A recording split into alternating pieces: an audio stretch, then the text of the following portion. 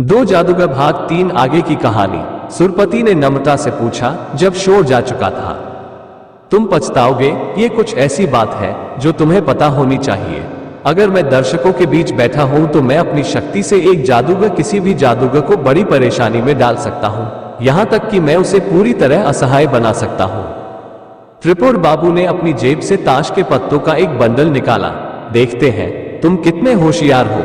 क्या तुम इस गुलाम को पीछे से ले सकते हो और आगे लाकर इसे चिड़ी की इस तिक्की के ऊपर रख सकते हो अपने हाथ की सिर्फ एक हरकत से?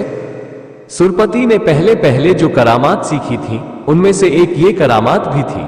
16 वर्ष की आयु में उसने ये हुनर केवल 7 दिनों में पूरी तरह सीख लिया था। और आज सुरपति ने ताश का पैकेट लिया और उसे ऐसा महसूस हुआ जैसे उंगलियां सुन्न होने लगी हैं। फिर उसकी कलाई, उसकी कुहनी सुन्न पड़ गई और अंततः पूरी बाह को जैसे लकवा मार गया।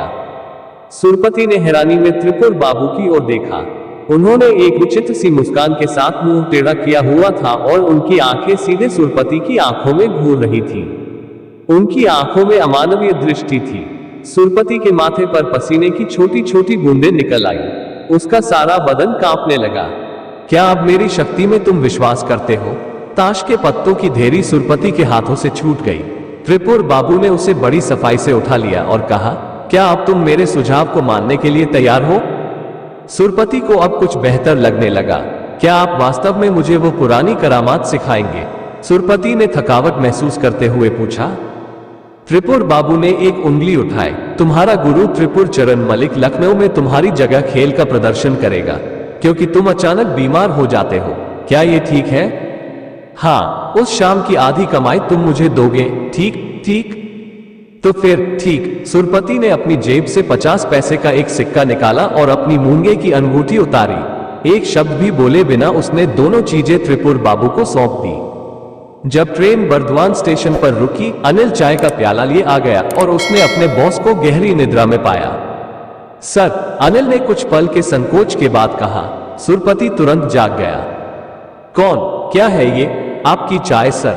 सॉरी, मैंने आपको परेशान किया? लेकिन सुरपति ने बेताबी से चारों तरफ नजर घुमाई। बात क्या है? त्रिपुर बाबू, वो कहाँ है? त्रिपुर बाबू, अनिल उलझन में पड़ गया। अरे नहीं नहीं, वो तो गाड़ी के नीचे आ गए थे। क्या उन्हें गाड़ी मारकर नहीं चली गई? बहुत पहले 1951 में। लेकिन मेरी अंगूठी कहाँ है?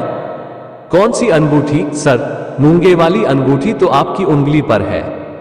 हाँ हाँ, सचमुच। और सुरपति ने अपनी जेब में हाथ डाला और एक सिक्का निकाला। अनिल ने गौर किया कि उसके मालिक के हाथ कांप रहे हैं। अनिल, सुरपति ने पुकारा, जल्दी आओ, खिड़कियां बंद कर दो। ओके, अब ये देखो। सुरपति ने अंगूठी को बेंच के एक सिरे पर रखा और सिक्के को दूसरे सिरे पर। ईश्वर मेरी मदद करो, उसने मौन प्रार्थना की और एक गहरी सम्मोहक दृष्टि पूर्णतया सिक्के पर टिकाए रखी, ठीक उसी तरह जैसा कुछ क्षण पहले उसे सिखाया गया था। सिक्का अंगूठी की तरफ लुढ़कने लगा और फिर दोनों, सिक्का एवं अंगूठी, दो आज्ञाकारी बच्चों की तरह लुढ़कते हुए सुरपति के पास लौट आए।